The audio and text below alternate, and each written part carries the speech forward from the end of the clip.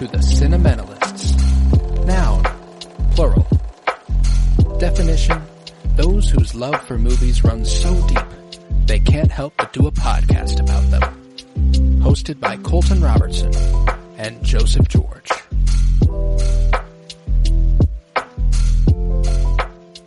Hello everybody and welcome in to the Cinementalists. Today, we continue our coverage of the Indiana Jones franchise with Indiana Jones and the Last Crusade.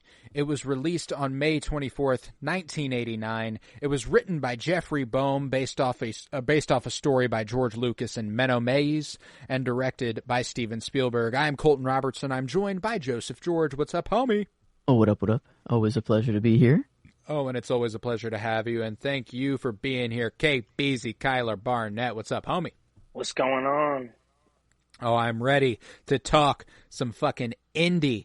Now, me and Kyler have been touting this to Joe as what we believed would be his favorite. Did we get that right, Joe? Oh, you you boys you had the read. You had the correct read. I don't know if that's a tell of just you know me well enough that this movie was fucked, or that it was for me, or that this is just kind of the best movie for you guys as well, or if it is more just for me personally. But no, I am there. This one's peak. Is it more just for me? Both. No, it felt like both. Like I definitely thought it was just for you, but like I also felt like a lot of the things that worked for you, it also worked for me too. It's a good fucking movie, man. The thing for me is that the way I look at it is me and Kyler have a nostalgic attachment to the movies, which when you do that, you kind of gravitate towards the first one, especially when the first one is Raiders of the Lost Ark. If I didn't watch these movies until now, it would not surprise me if my favorite was The Last Crusade. You know what I'm saying? Like, I grew up watching Raiders. That was the one I watched all the time when I was little. So I love, like, The Last Crusade, I think, is every bit as good. You could argue it's every bit as enjoyable. I think it's maybe even more emotional, and definitely a little more emotional, you know? Like, so, on paper, yes, it should be my favorite Indiana Jones movie, but it's not. But, yeah. I'm kind of weird because, like, I have it where, like, you do, Colton, where, like, this is definitely the one I watched the most, just because this felt like I don't know. Like, I don't want to say there's a little less, I don't know. I just watched that one more. I liked Crusade probably more even as a kid just because I felt like, you know how I talked about this, I think in the first episode, about how Indiana Jones when I was like 9 or 10 made me feel so much cooler and smarter than like everyone else. Everyone's watching like little kid stuff and Indy felt so sophisticated. It's like, oh, he's archaeology and the Ark of the Covenant and all of this stuff. It made me feel so smart and like, you know, just it was more like, I don't know, cool and just, you know, whatever. Thanks. And so this one, though, really felt like it took it to the next level. It felt like the sleuthing and, like, the intelligence that Indy puts on display, like, almost, like, he really does have this marriage of, like, spy a little bit more in this one. Like, it's not James Bond, but it definitely, like, comes closer, which is funny because, obviously, Sean Connery's presence in this movie. But that was another thing I loved is, like, this movie also really felt like I told you guys that my grandpa like got me into these movies. And so this movie really felt like it diagrammed my dad and grandpa so perfectly. Like I could see young Indiana Jones and even older Indiana Jones interaction with his dad. I could see my dad and his dad in those characters. And so this was just a funny thing. Like I really attached to it because like it just felt like, you know, I didn't get to know enough about my grandpa and dad, like, and how, you know, I got to know more as I got older and stuff. But, like, even as a kid, how I could peg that relationship as just being so accurate with kind of them. And then my grandpa being the one to put it on to me kind of makes me, like, wonder about all of that stuff. So it's just, I love this movie. I loved Connery because, like, I knew he was a legend even as a kid because my grandpa would talk about him. But I didn't really watch Bond. So, like, I knew he was supposed to be a legend, but I really hadn't seen him. And just the, like, schlock and his accent and the way his mannerisms in this movie, it's so funny with him and Indy, man. And it's just, like, the sidekick action with Henry. those two is just too funny. His voice. He's got a voice, man. Oh, dude. I guess this is where my nostalgia for Indy begins, really. Like, this is, like, Raiders and, I've never had that before. These are my first watches through them all. But this movie, I'm like, oh, this is young Indy. Like, we're getting like the origin of some of his fears. We're getting like some of these explanations. I'm feeling like I am more enthralled in the character than ever. Like, I'm caring for Indy and like all of these, like, I know stuff that happens in the future, and like, so I feel like I'm with him more in this movie, which is the opening sequences in all of the movies are just fucking, oh my god. And this one I actually have seen. I've seen the sequence. I had no idea that it was this movie. I just saw it on like Twitter, or I don't know. I just watched it at one point. But out of context. And then now watching it in context after The Fabelmans as well. The Fabelmans really has just changed the game for me, and Spielberg and everything. Spielberg's a different lens and a whole just awesome human. But this was another epic just opening sequence and giving the origins for, like, he's in a bucket full of snakes, you know, but he's like, I don't know, a snake doesn't bother him at first whenever he's just with the boys in the opening, but then it's like in all of them is where I guess the fear comes from. Yeah. So it's cool to see that moment. You know they're gonna just beat the trope of anytime there's an animal on scene, there's just the most absurdly ridiculous amount of them in any one setting. I mean, they just get the most mileage out of it. Bro comes face to face with a fucking lion during that sequence. I love the open. It does more effectively than any movie ever this trope.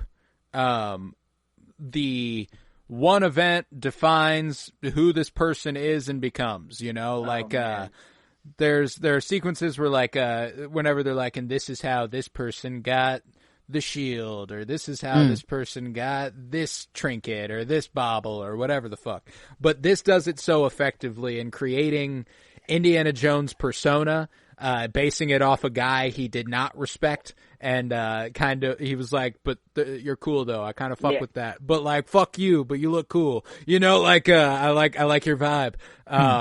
The snakes, the whip, all of it coming to fruition during that opening sequence. It's awesome. I love it, man. And one thing I love is, like, you talk about going like this trope, and I think the way this trope gets done a lot is a lot of times, like, you feel like, or at least I feel like, there's a lot of exposition involved. It's a lot of speaking to do it. You know what I mean? Mm-hmm. There's almost like no speaking in this stretch. Like, there's little one-liners and stuff. But like, one thing I love is, like, the sounds and the score really, like, that's what's building this character up to this, like, the lore of the whip and the hat and everything, like you just talked about. Like, that's just, it's so well done and it's so awesome. And then, like, the way that whole scene ends with Indy's dad, and just the, like, you know, there's that way that 10, it's framed. First 20. Of all, the framing and just the filmmaking in this movie is some of the peak of the franchise, I'm afraid. Like, it's so good. The framing in that shot where, like, and I'm sure the reason that his head's not in it is probably because they didn't want to age out Sean Connery. You know, they didn't want to do that, which, don't care. The way they did it, like, really built. No, it's like, really, and again, you are coming into a movie that released in 1989. Sean Connery is a fucking legend. You're teasing Sean Connery. Right. You know, like, you're going, like, you know the voice. You know, like, that's Sean Connery. And even if you don't know who Sean Connery is, you hear the voice and you know the fucking voice, which is kind of insane. Is it sad that I know Sean Connery's voice from a Saturday Night Live skit where he's like, someone is playing him on Jeopardy, I think, and it's like, that's funny. I don't know. He's like, it's just a character of Sean Connery. That's the first I ever heard his voice, because I've never seen any of the Bond and stuff. But knowing, like, hearing that voice, you're right. Like, I'm like, oh, that's Sean. Like, that's Sean Connery. I'm like, oh, that's his dad. And then it Henry clicked. Boy? I'm like, I was told that, like, yeah, he has a dad. I'm like, okay, Sean Connery. And so I've heard enough about the movies, you know, to kind of put some things together. But I mean, it really was in these moments that I'm getting you mentioned earlier The Fabelmans and how that's redefined Spielberg's entire filmography. And this movie specifically might be the most redefined, at least of the indie movies in Spielberg's career. Obviously, the relationship with the father and being, strained because the father was committed to his work. It took him away from his family. It led their mom away from them. Obviously, Indy's mom is passed, but it's not the case in the Fabelmans. But they kind of allude to the idea that like it's his fault he wasn't around when that happened. He was too committed to the work. And they do roughly the same thing in different ways, which is another thing the Fabelmans. But what you do, it's kind of like what I do, isn't it? And then the nail in the coffin that is always brought up around the Fabelmans is a weird Oedipal thing, where him and his dad sleep with the same woman, a blonde woman who is objectively beautiful. Yeah, that was they really leaned into it too. Like at first it was like, okay, they made the point that it's like, oh shit, they made the idea known that it was there, and I thought that that's all they were going to lean into it. But then it was like, no, then they were like, oh no, yeah, no, they like, fuck. Yeah, they and then it's the like, same woman. Yeah, no, it was, and then they had a conversation about it, like yeah. just onwards, and like, no, like she was great or whatever, like that's right.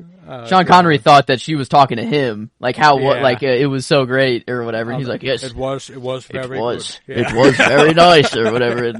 And oh man, yeah, I love Indy being like, what the fuck? I love everything about their relationship in this movie, though. I think it is far and away the most emotionally fulfilling.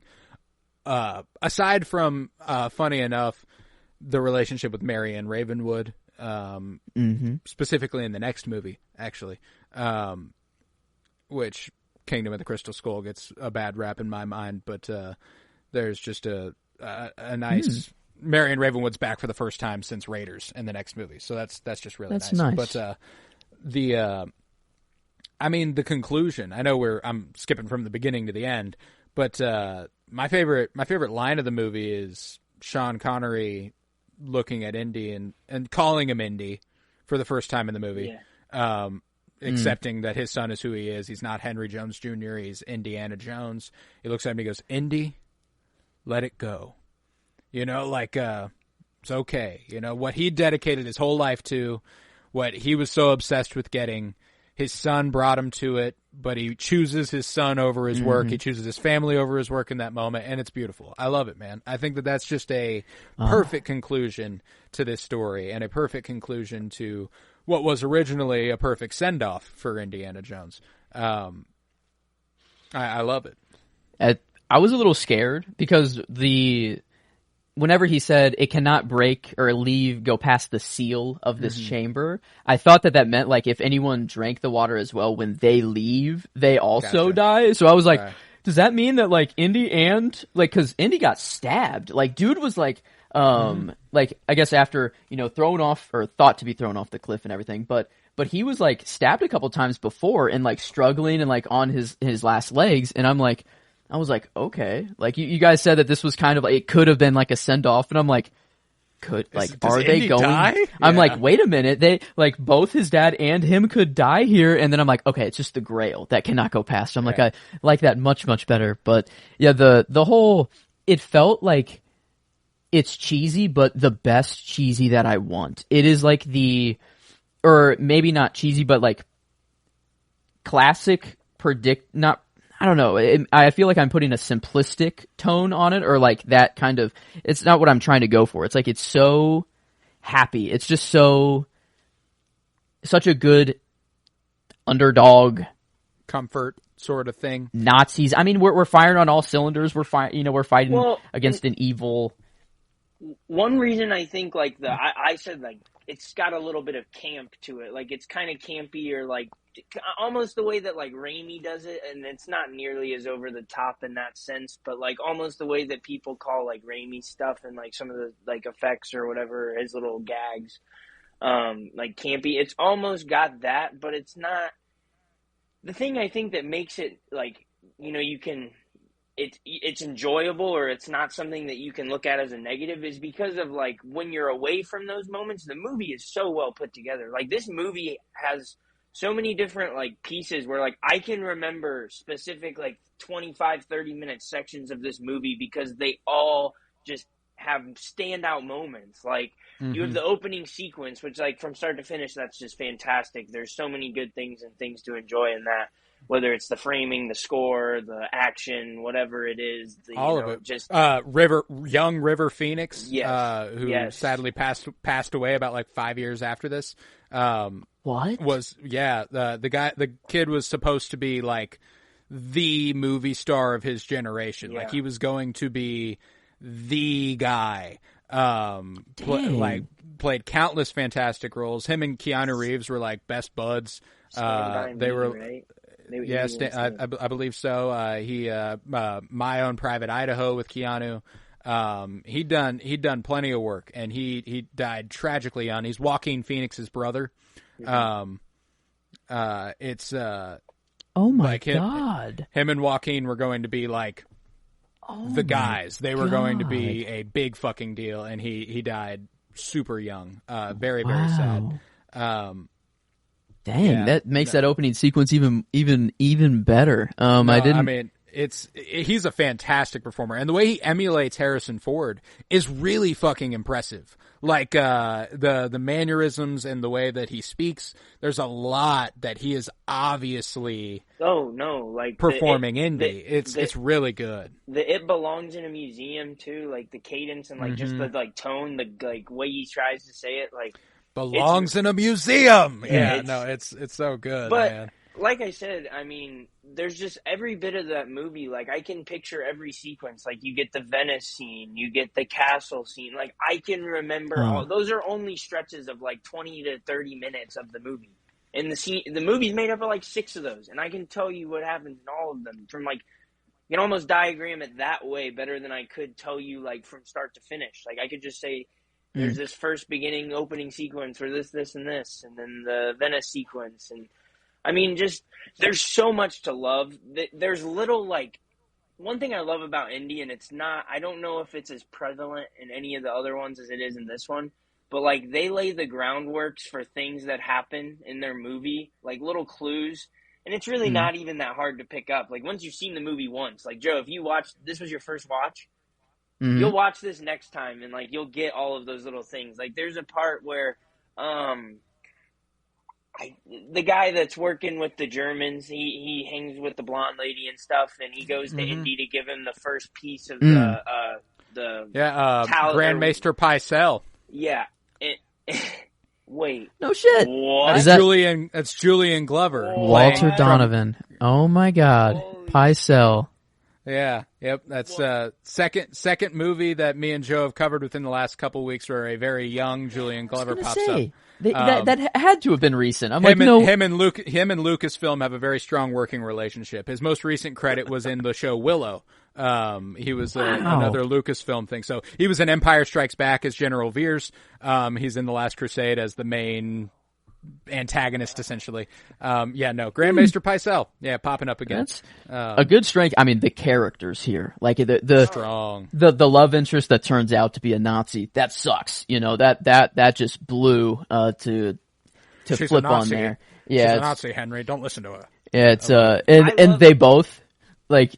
They hate that they both fucked a Nazi. They're like, we both got tricked. You know, we were both like, we would never. We hate Nazis, clearly, but we both got duped and we both got tricked into the same thing. But that, like, the love interest was at least she had more of a, like, character to her as well before all of the, like, the twist stuff happened. She was just very smart and like a professor, right? That he was going to meet somewhere. Is that right? And just, she's at least it was, or a doctor of some kind. I think, because they call her doctors. She does really put on a good performance. She's the most like sophisticated and intelligent. Not that Marion's not, but she's just also very like. This girl's very elegant, and and Indy is just captivated by that, and you can see it, and it's like, oh man, this makes so much sense for where this character is and stuff, and like. This is one of the only like female characters he doesn't get like overtly frustrated with. You know what I mean? Like usually, like he has someone who's kind of aggravating him at certain moments or points, and like he is just like, oh man, just like hypnotized by this. He's girl. taken. He's taken. Yeah, no. The line. Sorry about that. I think I'm back. I'm back. All right. Sorry about that. The line when they meet, whenever he's like, "I got my dad's nose and my mother's ears. The rest is yours." Yep, we get. I was like, my man.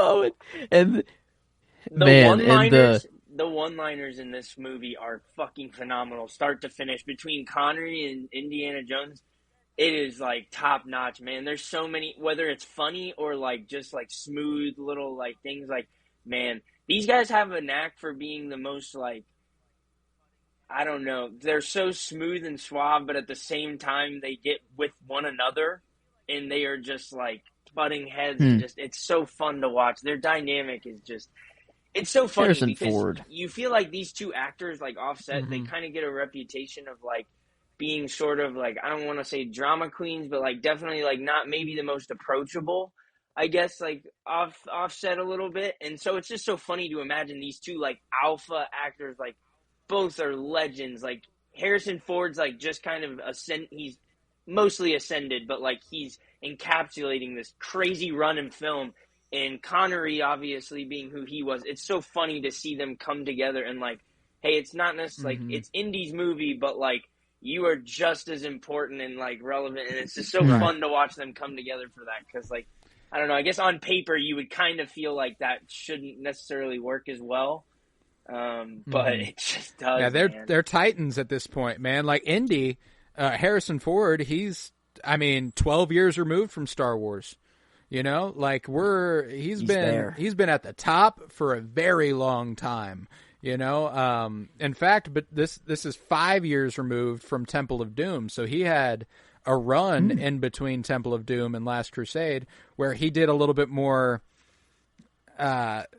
Compared to Han Solo and Indiana Jones, less genre pictures and more, you know, he did Witness and the Mosquito Coast and Frantic and Working Girl. So he did a bunch of stuff, not nearly as well renowned as Indy and Star Wars or anything, but more grounded work that he got to put on some performances. He was actually in the Mosquito Coast with River Phoenix again, by the way. Damn. Wow. Which is yeah, that must have been where him and River Phoenix met. That's tragic. Because that stinks to hear. I had no idea before this, and that passed at 23, but like very very young. But Harrison, he's at the top of his game, and he just radiates this by now. Like he is. Oh, dude's a fucking movie. Dude star. is just, and he's indie too. Like like you could just tell the love is here behind the movie the whole time he's making it, and there's so many just classic indie like this. It feels like this is where the I can't really be nostalgic for indie yet. Like I don't have the years and these memories, but it feels the mileage. It feels like it's finally started. Like I feel like I'm in the know of all of the indie quirks and all of these things. Well, I just really like the way his character, like in this movie, I feel like they give Harrison Ford a little bit more between the relationship with his dad and then the way he interacts with the love interest in this one. It's just such a different dynamic between those two. Those two relationships like stand out because of like how differently the character interacts with both of those people. Like Indy's he's so cool and suave and like I don't know, this movie just really plays it up really well. Like there's the sequence where like they're in the hotel room in Venice, him and the woman, and it's like, how dare you kiss me? And they kiss harder, and then it's like, I hate fast women. Yeah. And they go at it even harder, faster. And then like they're going at it, and he just looks up and he hears like the gondolas and the fucking like violin or whatever playing. He's like, Venice. And it's like, dude, this guy is just like, he's on it. He's got it, man. It comes out of the storm drain after that, you know, fucking have to escape the catacombs, whatever, and another Venice. I like how that comes around like 3 times. He arrives at Venice and he's like, Venice, and then Venice, he has sex, while music is playing. He's nice. so, Venice. like, he's so smart and intelligent too. They really play up like the deduction and like sleuthing is what I'm gonna call it. Like he's really like on the ball on some of the more serious beats or tones than like what normal. Like I said, just between those things. And the other thing I love is like they do those things so well in this movie with the serious acting and all the different like tones, relationship between father and whatever. But it's also funny. Like it's genuinely funny. Like it's not like little kid. Like it's not like just cheap laughs. Like it is funny. Like the bit where he's slamming the fucking post or whatever into the X in the library. And he's timing it with the guy stamping, and the stamp guy is like staring at himself, like, "What have I done? Like, what have I become?" Yeah, right. And then obviously, like Connery, am I doing that? Connery's one-liners are just fantastic. Indy's got great ones. Like when Indy and him get captured at the Nazi castle, and they're like talking about the diary, and Connery's gloating about how he sent it away, and that his son would never be stupid. Never. And then he's like, I should have mailed it to the Marx Brothers. It's like, dude, just the line is so fucking peak. And then, like, oh, dude, it's great. The bit where Harrison Ford gets shoved into Adolf Hitler with his dad's precious diary, and it's now autographed by Adolf Hitler. And you can see there's a specific moment right when it breaks and Hitler signs it, and he kind of like looks and realizes what he has now in his history book, basically, and he like smirks a little because he's like, I want to kill this guy, but this is also kind of like massively historical. This is fucking awesome, like he's like, yeah, no, and it's that is a fantastic series of events, man. Like it's my favorite scene of the movie is whenever Henry and Indy get tied to the chairs. Man. And the fire starts and the chaos ensues. They get into the fireplace. They accidentally pull the trigger. They slide around. They're like, oh, there's a Nazi lab on the other side of this wall. And the way they like keep spinning and avoiding them. Like, I love that sequence. The woman who like sees them finally after they keep spinning, and then she just smiles. And then she screams. She reminds me of the girl. She acts in Austin Powers. She's in like the Victor, and she screams, and I think she might play.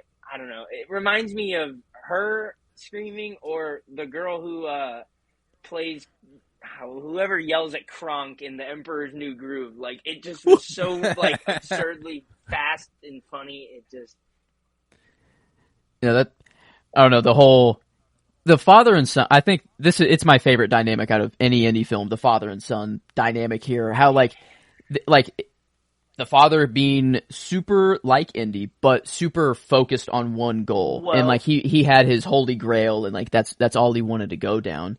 But then Indy kind of he wants to explore archaeology and have this stuff in a museum, and it's like, is he trying to make his father proud by doing so, or is it truly his passion as well? And he's truly passionate about it. It belongs in a museum. Yeah. It's what he's all about, and having what's his friend Marcus Brody. Brody. And you're right. You said that Brody would get a rise in this movie, and I would like him more. And because earlier on, there wasn't enough really with him, but now like he's kind of just I love the sequence. There's like Marcus Brody has friends in every country in the world. He speaks 23 different languages. You've given him a 2-day head start. Yeah, it's like he's gone by now. He's gone. You'll never find him. Cuts to him. Hello. Does anybody speak English? Hello. I fucking love that sequence, man. That's a brilliant cut. Oh, man. I love the dynamic. Like obviously the interaction between Indy and father and son there is great, but like the way that they paint like how like Indy's dad obviously is smarter. He has the, like, brains to a degree, like, on Indy, obviously, with the years and stuff, and just how much he studied after and chased after this grail. But then, like, the absolute ineptitude when it comes to, like, any sort of hand-to-hand combat, from guns, fight, anything, he's like, 11 o'clock! What happens at 11 o'clock? Yeah, simply lighting the fucking thing on fire. And he's like, son, the floor is on fire. Like, dude, There's just so, but then all of a sudden it comes time where Indy's out of answers for the hand-to-hand combat shit, and the plane's about to dive bomb the umbrella, man. Like, it's just too. I remembered my Charlemagne. Oh, come on. That's such a good line. The pen truly is mightier than the sword. I love that, dude. Yeah. Marcus had a line in here that I just out of nowhere. It was just whenever they were in, I don't know where they were, but it was Indy and Marcus just talking, and Indy was like, "Do you really believe? Like, do you think the Holy Grail is out there?" And Marcus says, "The search for the cup of Christ is the search for the divine in all of us. But if you want facts, Indy, I have none to give you. In my age, I'm prepared to take a few things on faith." And it was just kind of Marcus. It was the first kind of moment where I'm like, "Oh, okay, Marcus. You know, like this is Marcus, a good friend. You know, and like good counsel here. This dynamic between the two. They've been, you know, he's just the museum guy. Dude gets lost in his own museum, even. But at least he's there, and they have this tag team, and yeah, he might not be the most reliable, but hey, it was I don't know, he's holding it down at the end, and at least in the tank, like I think that's my favorite sequence is the tank and Indy thinking like that they think Indy falls off at the end, but this whole action sequence of him going on the treads, being stuck on the side, having to like they're getting closer to the wall, and then him just being like, "Dad, get out of there! Like do something!" You know, he's like always constantly like telling his dad what to do in situations. The ink blotting in the guy's eyes, and Marcus being like, Henry, don't you see? Come on. Yeah, like the pen truly is mightier than the sword. I love that. That line is so funny because like you can tell like Indy's dad does not. He's avoiding killing these people like as best he can. Oh then yeah. He literally is smiling with Brody after the pen is mightier than the sword. The very next thing that happens, he goes and gets in the fucking thing and point blank shoots a shell into a Jeep. Just fucking blows up the whole thing. He's like, "I'm fucking ready to go." Yeah, like, no, I love this shit, man. No, and I think it's really, really interesting that they also frame Henry as extremely devout. You know, Indy's not to take the Lord's name in vain. The cup, the Holy Grail it's not just that it's a fascinating artifact, but it's holy significance is something he values on a whole other level. You know, I think that, I love the contrast there. Like whenever they escape from the room for the first time where Indy shoots 3 people and Henry's like, "What the fuck, man? Like, you just kill people? Like, you murder people? That's something you're into?" And I love the way that they kind of get to know each other again. It's obviously clear that Indy hasn't seen his father in a very long time. And not just that, they haven't talked in even longer. Yeah. You know, like, they do not know each other. Another one of my... Oh, sorry. No, go ahead. I was just going to say that, and I may be stealing your thunder. The scene in the blimp where they sit there and the Zeppelin, he tries to talk to him about it, and his dad's like, "I'm here now. What do you want to talk about?" And he's like, Yeah. Those are the moments like nothing to say. Where I talk about how I can like see and relate to like kind of my family and how like my grandpa, like why he's like he put me onto these movies, and now you're like I can feel like there's this extra. It's an layer. outward cry. Men don't talk to each other, you know. We keep things hidden for whatever reason, and when he goes like, "If I only had 5 minutes, it's all I would have needed to tell him," and it's like oh my god, like why don't we just fucking talk? You know, it's like every dad, it's like mysterious, and whenever a dad drops a bomb of like lore, it's like, where the hell? What? Yeah. That's you did this in your life? Like who the fuck are you? Yeah, no, but, it's no, I love that stuff, man. I think that, and it's cool to watch Indy come to understand his dad more, not just Henry understand and accept Indiana. You know, like I love the part whenever he does flare up the umbrella. And, you know, the birds fly into the engine, the plane crashes, and he like moseys away with the umbrella on his shoulder, and Indy watches him and is kind of like, no way, but like that's my fucking dad, you know, like there's a little bit of like a. That's why those moments feel like so impactful on that relationship, because you build up all of this, like I said, ineptitude almost. Like, think about how he looks at the beginning half of that arc versus you have that, and then the tank scene where he does step up. But at the beginning, you're in the castle, and he's fumbling every bag known that he possibly can. And then he gets in the plane, and it's 11 o'clock. What's happening at 11 o'clock? And then it's like, Dad, are we hit? He blows off the whole fucking rear rudder of the plane. He destroys the rudder. He's like, Dad, are we hit? He's like, what I'm afraid we are. We are hit. More or less. Yeah. I'm afraid they that's right. like, That's right. It's like, so funny, dude. God, it's so funny. Oh, dude, but that whole, like, the Zeppelin sequence when they do try to have that conversation is so good. But prior to that, whenever they're sitting there and the Nazis come on board and Indy disguises himself as the tickets please guy.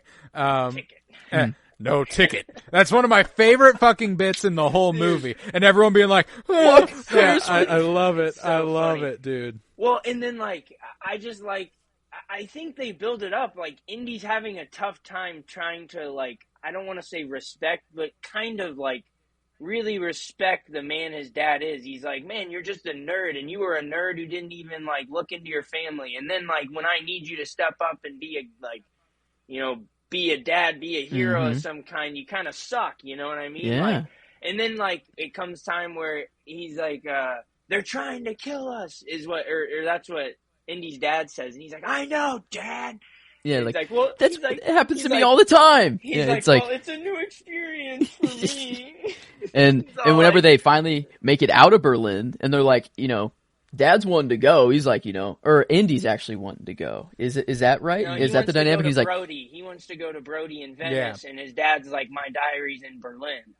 And go after the work again. And then that's right. Yeah. You want me to go right back into Berlin? Like back into the Nazis and into the Fox Den, he says. Yeah. By the way, there's a line in this. It's so funny. Like, I think any movie that has Nazis in it, there's like one moment where somebody just has to come out and say like the most obvious like thing in the room, like Nazis. I hate these guys. Yeah, I love that. I love that, man. Like, so good. Like setting the record straight there. I really. Yeah, no. This was a first watch for Emily. She watched this for the first time with me this last week too, and it's always a good frame of reference. I always bring this up whenever she watches one of our movies with me that I've seen, that I'm nostalgic about and I love, to see just how good it is to someone who's never fucking watched it, She thought it was so fucking funny. Like, the tickets please moment had her laughing her ass off. Nazis, I hate these guys, made her laugh. Like, and that's always like, I always feel vindicated. I'm like, these are good movies, I'm like, but it I love gets you to that laugh, shit. but then gets you to cry, like at the, like, I mean, to build up his dad and like the search for the Grail. Like, I think that's the point of him letting it go at the end. It makes it feel so much better. Like and him calling him Indy, like true, like that. And that's what got Indy to turn back. Indiana. And just the he's been calling him Henry, Junior. Junior. Don't call me that. He hates Junior. I love after the dog. Indiana's the dog's name. Are you kidding me? The whole time? But okay, I love the part where this is so relatable. Anyone who has ever played any sort of sport, not even necessarily, but if you have ever played a sport for your dad, like your dad has been your coach. Oh my God. You can relate to this so much, but those moments when you just like beef with your dad, it's the moment when Indy first rescues Henry. And first of all, Indy's dad is being a dickhead. He breaks the thing over his head, and he's more worried about the damn pot than he is Indy's head, and Indy's like pissed off, which that bit was funny. But then, thank goodness it's a fake, and he destroys the whole thing. Yeah, I love that. He keeps calling him Junior, and he's like, "We can't get out of here. Like, how can you?" And then Indy gets so mad, that like beef with your dad, where you just crash out and go nuts. Like you, this is like exactly how it feels. Like if you've ever played with your dad and he yells at you after a strikeout, and you go back out to the field, and you're like, fucking dad, like, what do you know, man? Like, God damn it. This is what I always envisioned I was capable of doing in those moments, was just taking on three armed men with no weapon and de-arming them and then just lighting them all up. That is what beef with your dad will do. Anyone who has ever, like I said, you probably, odds are you've had it with your dad regardless.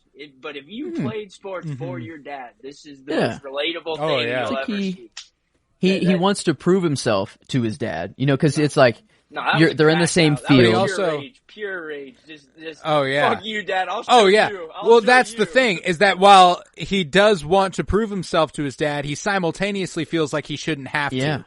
Like that's relatable for essentially any person with parents. You want to prove yourself, you want to be of worth to them, but you also know you shouldn't have to, but like you want to, but like they should love you no matter what. They should be proud of me no matter what. But you know what? It would be nice if I did prove it to them, but also like I shouldn't have to, and it's just that constant dissonance. And forth. Yeah, did Indy know that his mother like passed away from sickness, and that like, cause I felt like the way that Henry dropped that knowledge of like, she hid the sickness from me and I lost her before I could even mourn her or even like do that. Like, does Indy know that sort of thing? Or was Indy so young at the time that he doesn't even really know what happened and he just knew he lost his mother? I took it to be, I'm pretty sure like it's tough to articulate based on what they were thinking at the time of making this movie. I know from the young Indiana Jones movies that he does know, like he's old enough to be well aware of his mom and love his mom. Okay. But this movie does frame it a little oddly, I do think that I didn't take it as like a revelation of any sort for him. I took it more as if there was a revelation, it was seeing that his dad actually cared. That's what I was wondering. If there was some tension before and that's why they didn't really talk, is because like he just thought that he didn't care for his mom, or like there was something there that I just didn't know about. But I mean, it was there's been tension with his dad his entire life. Like that opening sequence, like it paints it pretty well. I mean, I think the no face does a lot to paint that too. It's like I know they're setting up Connery and saving him for a bigger reveal later, but like it also does pose. He notably never looks back at him. And then like think about it, Indy's coming in with this urgent thing that he arguably should be proud of. It all starts there, and then it's hey, say Latin alphabet. You know what I mean? Which is also funny because of the relevance that ends up being later in the film. But still, also just awesome. It matters. It's on one part of him, he hates that all this stuff, like that his dad's been so controlling and over his life. Oh, yeah, but then it's like, you always but feel then that way. Like, whenever he makes that mistake of stepping on the J, and he's like, it starts with I in the Latin alphabet, and he realizes like my father would not have made that mistake, and his dad's talking about it at the same time that cuts back and forth of him. Great editing of that sequence. Man. I love that dude. I'm actually switching my. And scene. I love a leap of faith moment too. Yeah. Whenever he realizes that's what it is, it stands for so much more because these are his dad's notes. These are his dad. He is going on. This leap of faith is a leap of faith. Trusting in your father, trusting his father. It's the symbolization and everything that relationship represents allows this movie to hit so much like deeper levels of emotion and things that are you don't necessarily always get that in the other ones. And it's not to say I don't love the other ones the same. It's just like this one just has so much more going on. Is it just me or did you like?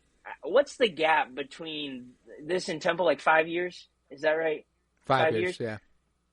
I felt like the camera quality, like the actual like film itself was so clear and crispy. Like, and they also framed a lot of close-up shots of the face, and the lighting was a little different. But there were some shots like that sequence where he's first meeting Grand Maester Pycelle in the back with the champagne and the big tablet or whatever.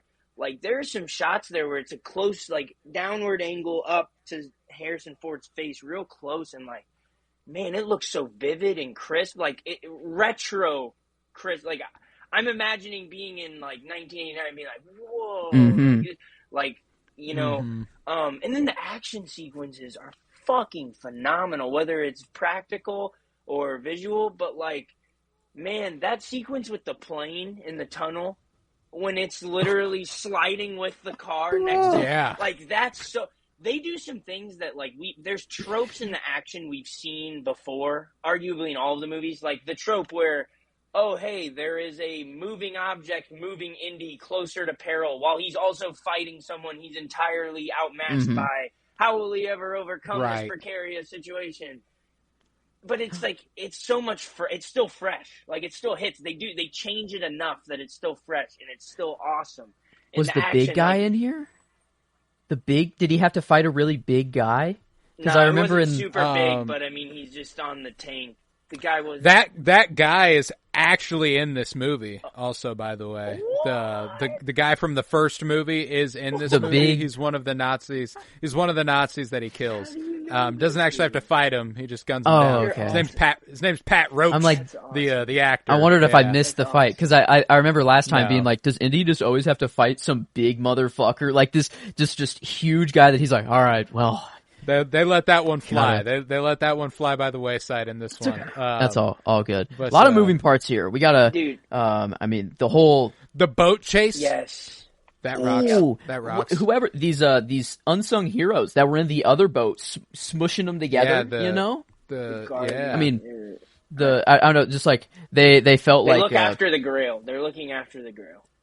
That's who they are. It's the Brotherhood or what? Yeah, the people that have the little symbol or whatever. That was cool. Yeah. That was another cool little part of like, at first they seemed like complete like antagonists or whatever, but then it's like, no, we do anything to protect the Grail. We know the secret, actually. My soul is prepared, is yours. Whoa. And like, I love that moment, man. He it's super strong. Down on the fact that like, if I'm dying, ready to die. If I'm dying, you're dying.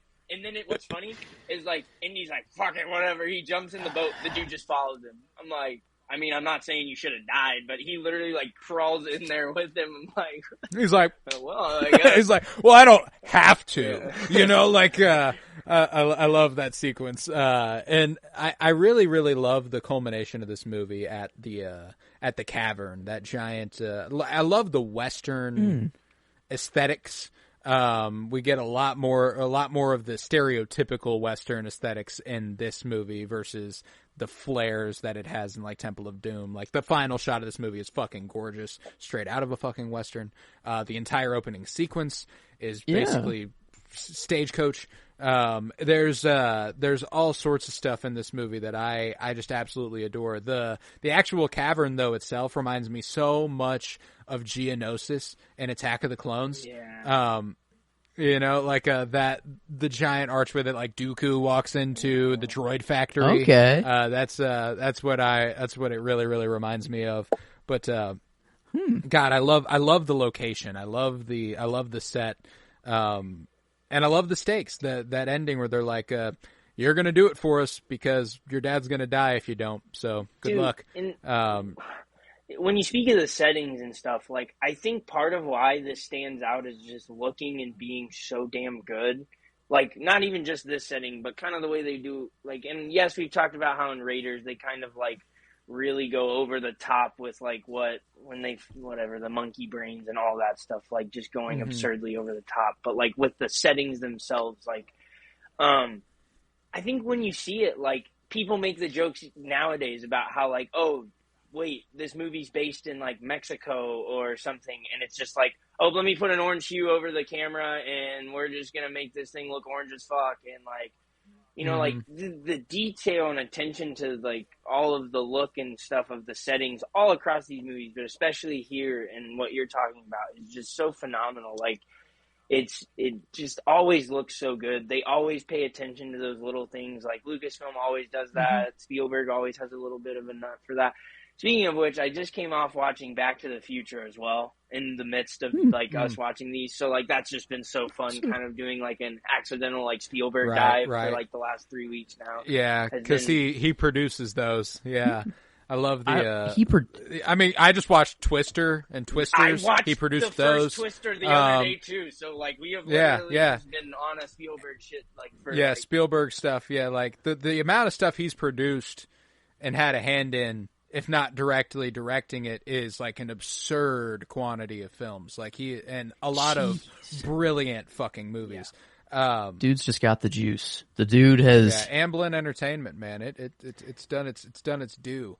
But after the Fabelmans, it felt like this is like Raiders felt like it as well. Like it's the movie he's always wanted to make. This was like the father-son. He uses that, to reconcile something within his life, which is very, very cool. And that's what's interesting too about the Fabelmans is that like Spielberg's relationship with his parents is obviously in the Fabelmans. It's displayed as very strained. As he got older, it obviously rectified itself a bit. It wasn't like, but like you always deal with those things. It's not like they go away. That's why it gets translated into this. Catch Me If You Can, The Fabelmans. But his family was always asking him like, when are you going to make a movie about us? You know, like, wow, we know our life can be a fucking movie. You know, like, and and his response was that every movie he's ever made is about them. Every movie he's made is about them, in some way or another. And just in some capacity, like even looking at Jaws, like, the father-son dynamic there, and, Catch Me If You Can is a glaringly obvious example because quite literally, Leonardo DiCaprio's character's father is left by his mother for the father's best friend, which is literally what happened in real life. Okay, the dude is write what you know. I guess it's he puts it in there, and that's probably just what makes it. And then, like I mentioned that line earlier, where it was like, I got my father's nose and my mother's ears, the rest is yours. And then she's like, it seems like they got the best parts, like like there's a self-deprecation and a loathing a little bit that comes with Spielberg, which is sad, but like he puts it on display a lot. It's funny to see him plug, like Harrison Ford into that scenario. But like, I would love to be Harrison Ford. I don't know, that'd be myself onto Harrison Ford. Yeah, that'd be awesome. Me too. To have that opportunity and be like, hey, you're not playing me at all, like for sure. But like if I was here in this situation, here's what I would do. And it's with Spielberg's movies more than any that it shows me how much a director does shape a movie. This movie was written by a guy named Jeffrey Boehm, based off a story by George Lucas and somebody else. And everything within the story we're relating back to Spielberg. Yeah, not George. And it just kind of shows you how much. And I mean, like, George has a very similar relationship with his father. His father wanted him to go into the family business, take over, do this, do this, do this. George wanted to do something else. His father resented him for it, et cetera, et cetera. So, like, but there's kind of a universality to that era of man being that way, specifically fathers during this period is like, no emotion, no I love yous, no hugs, and that's whenever they do hug and Indy's like, and he like hugs, he's like surprised, like that 70s show. I know it's a stereotypical example, but like growing up in the 70s, his father who fought in the Korean War and stuff, it like never shows him love, never hugs him, and whenever they do hug, it's like a really, really good emotional beat in the show because you're like, oh, Red's showing emotion, like that's nice. And so like that's what makes stories by people from this era or set in this era hit really hard as it concerns parents, because it's interesting that was just kind of a universal experience at the time, So literally what I was talking about with my how I can. Exactly. That's what it is. It's like right on the nose. It's man, great. They're really telling you, watch these movies to understand us exactly. Like we're trying to tell you this, but you'll get it through Indiana Jones. And I love people say that like you can't use movies to like communicate. I feel like movies are the perfect way to like communicate things, or like a song. Like you listen to a song, and it's like, oh, this just encapsulates what I'm feeling right now. Listen art, to it, man. and It reflects humanity better than most things, it's all like it can be larger than life scenarios. We could be talking about the Holy Grail and bringing your father back to life when he's on the verge of death, healing his wounds and stuff. But like ultimately, it's just like the idea of having that opportunity to save your father, who you love ultimately, but you've had this strained relationship with, but it is now on you to save his life. Like that's a resonant story, like regardless of the circumstance. The Grail kind of took like the wayside, like in the arc is kind of like we have to get to the arc before the Nazis. Like, it was the race for the arc. I feel like the true important part of the story is Indy's like, no, I'm here for my father. Like, I am, the Grail is just, I'm forced to go through these trials and try to get it. Yeah, he's actually not looking for the Grail the whole movie. He's looking for his dad. And so, which is very I cool. think that's just, everything about this movie, it makes me feel so good. It's like this, it culminates so perfectly, and I thought there was going to be a death, but it was, I don't know, no bad Indy death. They didn't retcon him coming back to life somehow. I thought that was, like this could have been a send off. I'm like, does he go off the end of this cliff? Yeah, whatever, I mean, it sucks that the next movie's 20 years after this, so. People probably really thought it was over. Yeah, I mean, just like a. Oh yeah, I mean, and it was. There was no plans for a fourth fucking movie. Like this was the final film, and then 20 years later, they were like, "Fuck it, let's give it another run. Fuck it, let's do it." Yeah, but there's more story to tell, and I mean, like I staunchly stand by the idea that movie catches too much shit. Yes, it has Shia LaBeouf. Yes, he sucks. No, but beyond that, it's pretty fucking. It's gonna be okay. Dude, I can't wait. Okay. I haven't watched that movie in years, man. I cannot wait to really. Give I think you'll find it's aged a lot better than people give it credit. Well, here's for. the thing: how many times have we brought up the effects and all of that stuff? Now it's a little bit more modern technology. Like I can remember some of the things they did and how I thought it was cool then, but I didn't know much of the art making behind effects and how there's some gnarly fucking stuff in Kingdom I'm of the looking Crystal forward Skull, to man. it Like for it's sure, absolutely. But it's just dude, man,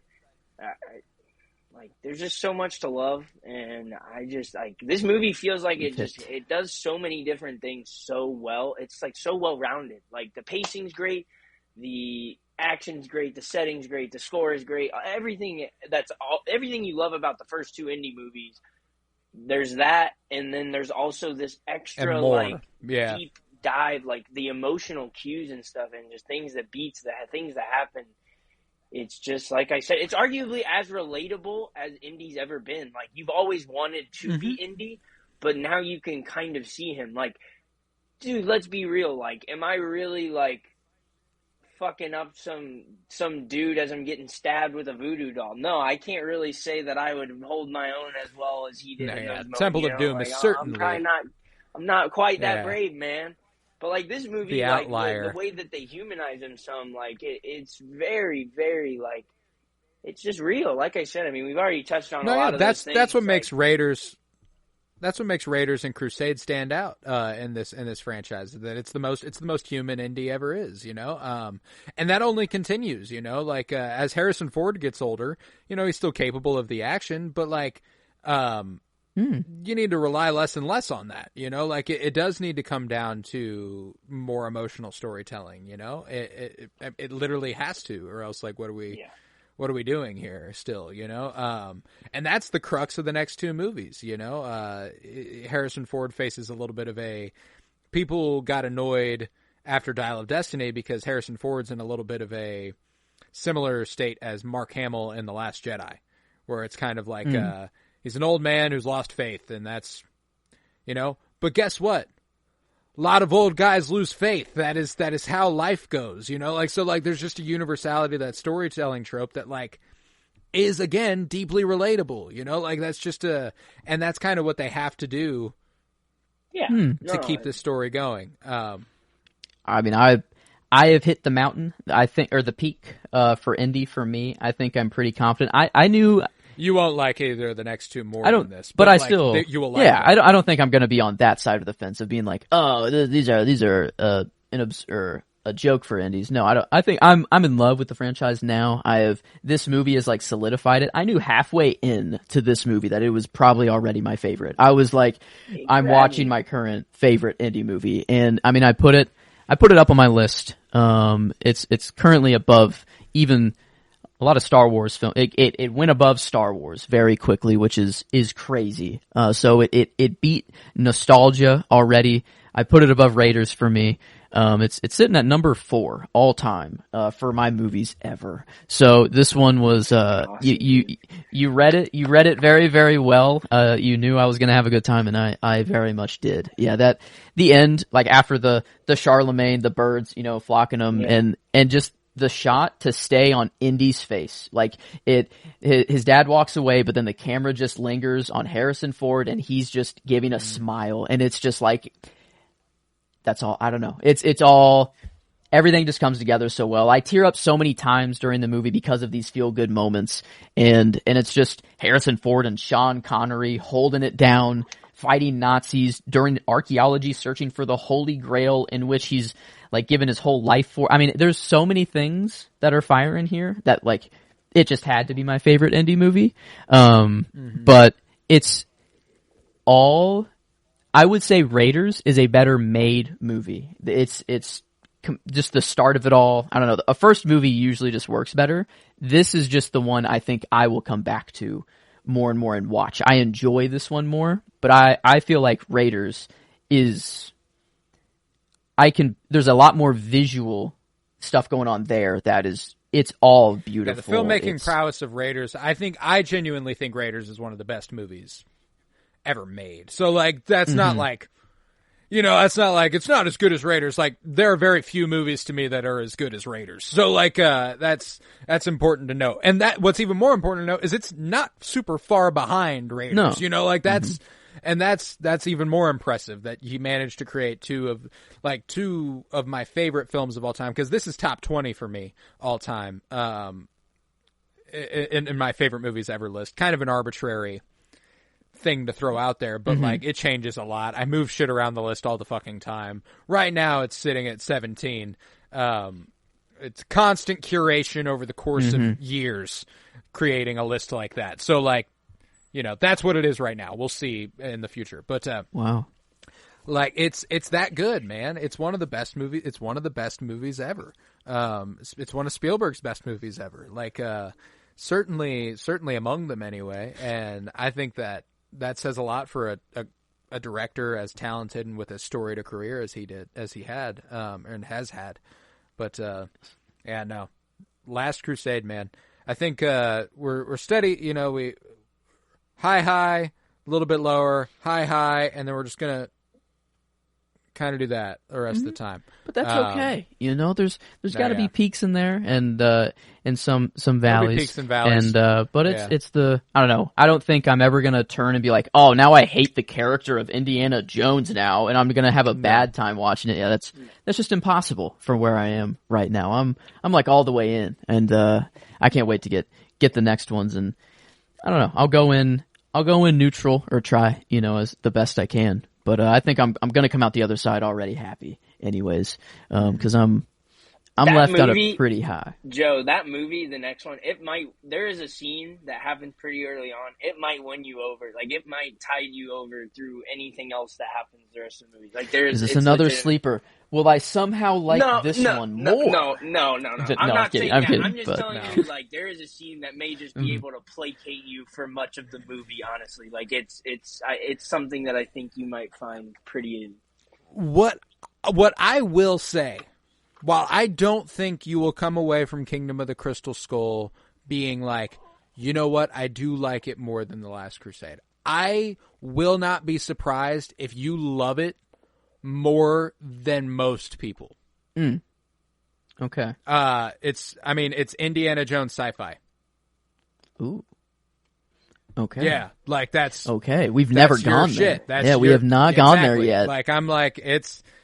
I won't elaborate, but it's science fiction, and I think it wouldn't surprise me if you come away from that one surprisingly high on it compared to a lot of people.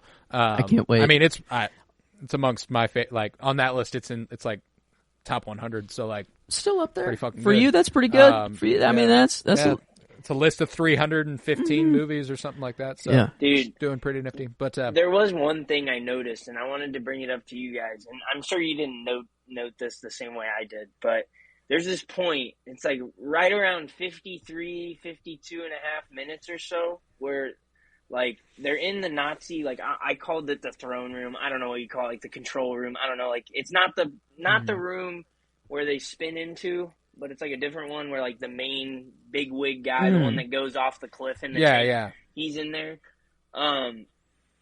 John puts a score together for that.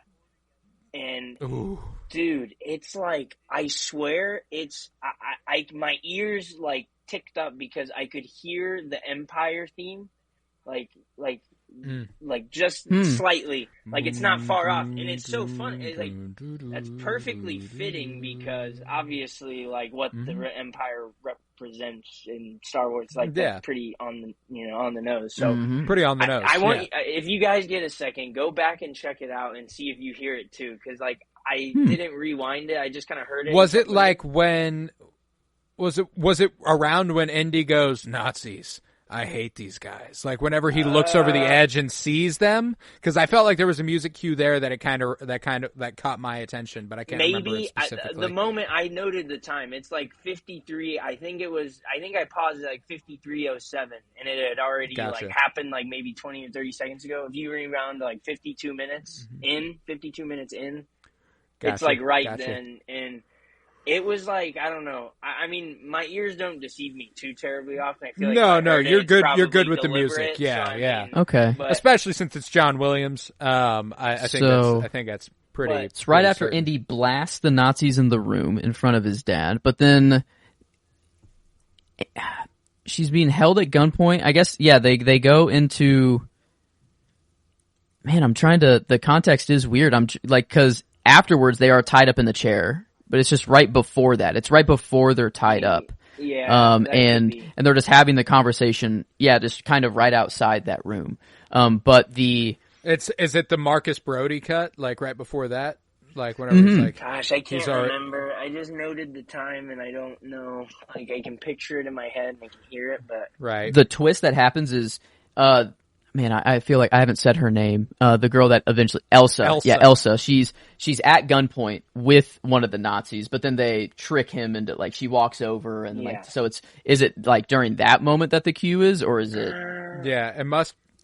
It must I didn't be, feel like that was it. Maybe I got the time wrong or something. I don't know. I'll have to go back and check and see. I'll regardless, know, I know. I'm with you. I trust you, and it would make sense. The Nazis are the real life version of the fascist entity, one of them anyway. One other like little quirky detail, I didn't know if you guys caught it too. The shot when the Nazi goes over the cliff in the tank, and it cuts to like the ground angle up, and he's literally like half a torso hanging out the top of the tank, and it's like it's not a very good green screen, but at the time I'm sure it was like groundbreaking, and it was so funny. Because he's like just screaming, and then he hits the ground, and it is like so blatantly a miniature like set, which like how good Lucasfilm is at those things. But like if you like watching it and picturing it as a miniature with the little body, like it's like a little like flailing. I don't know. I had these little things that you used to be able to throw at the glass, and they had little sticky arms and legs, and they would like crawl down. Basically, that's what it looks like when he falls out. He's just like kind of a gummy, like sort of looking. Well, it's very similar to the effect in the Grand Budapest Hotel whenever Willem Dafoe goes over the edge. If you recall that, whenever he's flying down, and he's the way they did it in Grand Budapest is that they got like a green screen colored yoga ball and put him on a green screen and had him flop around on it. So it looked like he was falling, but like he's just bouncing around on a yoga ball.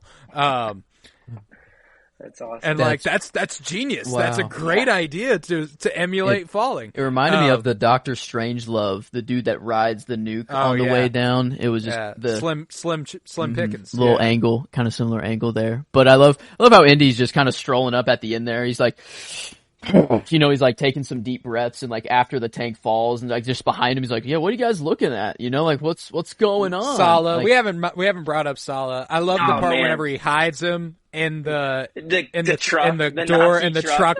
Yeah, dude. The door and he's like, and you see the shit, Nazi fuck, man. He puts his head down like this, and he realizes. Dude, I love Sala. Brody, I love him, man. He's such a ride or die. The papers, please, and he goes, run. Yes. Run, Brody. You know, he's trying to just tell him to run over and over, and Brody. Like, did you say run? Yeah, he's like, "What are you telling me that I should actually start running?" Yeah. You mean to tell me you're named for the dog? I love the end of this movie. Brody being like, "Follow me," and like falling off his fucking horse. I fucking love it, man. It's so much fun, and that's why like I do believe that if I watch these for the first time now, this would probably be my favorite movie of the franchise, which is saying a lot. And it's probably one of the only franchises, besides maybe Star Wars, where I would easily give multiple movies a 10 out of 10. No question. Like, Raiders and this are the easiest 10s in my mind. Like, it is just, I can't believe how fast I put it above Star Wars. Like, I've had that history with Star Wars. I have grown up with it. I played with the toys. That was my indie. Those were what I loved. But no, I'm like, I recognize Empire probably better. Like we did just have a live, rewatch of Empire. My list, I still have Empire up there. Return of the Jedi is still above it right now. But I don't know. I haven't actually watched Return of the Jedi since I've seen The Last Crusade. So that one's kind of a maybe. But it's crazy how fast Indy has climbed, and I wonder if I have watched it as a kid, how high it would be then, or have I gotten the perfect intro to Indy? I don't know. Maybe since I've waited so long, there's a balance there. Yeah, it's hard to say. We all live our own lives, and you happened upon it at the perfect time. I guess so. That's how whenever you watch it first was the right time to watch it, I really like that you touch on, like, Joe, like, you said, like, halfway through this movie had, like, already convinced you. You know what I mean? Like, that this was it. And I really do feel like for a lot of people, like, that's a pretty easy thing to come to. Like, it really does.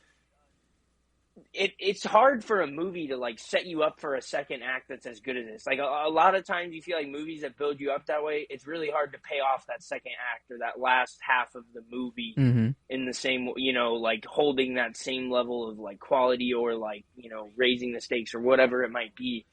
And it does, man. It delivers. Like, it's really cool to see, like, we talked about the kind of ascension of Indy's dad as, like, a actual kind of, like, useful companion as far as, like, the combat side. Like, he does it in his own quirky, kind of silly, goofy way, but that's what makes it fun, is, like, the same way Indy just kind of figures it out sometimes, whether maybe it's in, like, as far as, like, deduction, like, using his brain, maybe he just kind of figures it out in the same way that when it comes to the combat and physical hand-to-hand stuff, like, his dad just finds a way, figures it out. Like, he's much more on the theory. I think his dad, and Indy teaches that way too. He's like, 80% or whatever of archaeology is done in the library or whatever, and that feels like that's much more his father. Yeah, which is funny because his dad at the end when Indy's like just blowing shit up and just going crazy with the fighting and says, "You call this archaeology?" Yeah, it's like, come on, man. And so it's clear that like he preaches like what his father was kind of teaching him growing up, and that's what archaeology is. Do as I say, not as I do. Yeah, this dude's his archaeology is fucking going out here killing Nazis and doing the shit in real life. But I guess there is a lot of work. He does still need to know the research and all the how these things came to be, the shield, all all these little things that led to the Grail. I thought was really cool. It was the in between. It wasn't just like and then. It felt like a natural finding the other slab in the petroleum mine that gets lit on fire. Like that's having to cool. take down the charcoal thing down and match it up. Yeah, the artifacts were really, really cool here, and it was on it didn't feel too cheesy, but they went into it enough to where it was just fun and campy, and then it got you to laugh at points. And I can't really say a bad thing about the movie. I don't know where I'd begin to have a gripe, really with it. So yeah, I'm riding high. That's for sure. I'm riding high as well, and I think we ought to. Are we all comfortably 10 though, rating wise? Like, is that? I'm there at least for me. No question. Okay, cool. I was like, we already kind of alluded to it. Might as well get the full 3 for 3 here. It's got to be a 10. Like, dude, the way this movie just, like, as a kid, I feel like coming back to this movie, there are things that felt like as a kid I didn't fully understand. Like, I could kind of get the grasp. But, you know, like I said, like, as a kid, I could pick out the relational, like, you know, things going on between father and son, and I could relate it to my family and stuff. But, like, even more so now, like, as my dad and my grandpa both have aged, like, how that relationship has evolved, and, like, still being able to kind of, like, you know, it's just, it's really fun, man. Like, there's just so much to love about this movie for me. It just always clicked it clicked pretty damn well as a kid, and now, like, as I'm older, like, it's just the way it's held up. It only ages better and better, man. Well, it's like I said, like, you know, you don't, like, now with how much effects work is going on, it's so refreshing to see, like, absolute A-grade quality set building, you know, practical effects, like, just some of the things they do, you know, just, like, it's just so easy to just absolutely gush over. Like, I don't know, you know. No gripes. There's nothing. Yeah, can you say a negative thing? Is there a thing that you don't like about the movie?